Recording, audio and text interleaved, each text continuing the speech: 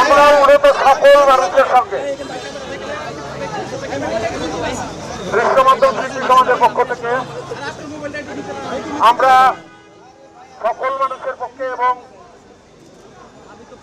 আমাদের দেশে যে অবস্থা বর্তমানে সৃষ্টি হয়েছে তাতে আমরা আসলে ঘরে বসে থাকার মতন অবস্থায় নাই। আমরা শান্তি চাই, আমরা রক্ত দেখতে চাই না।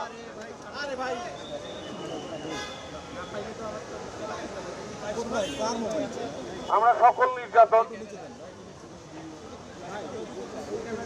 গোলাগুলি, হত্যা, রক্ত এগুলো দেখতে চাই না।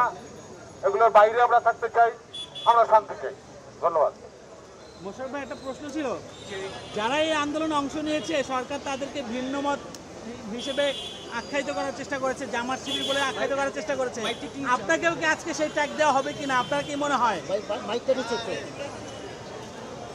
আমি আজকে সাধারণ মানুষ এবং সবাই এসে নেগোশিয়েট করেছে ভদ্রভাবে, আমাদেরকে মানবিক মর্যাদা দিয়েছে।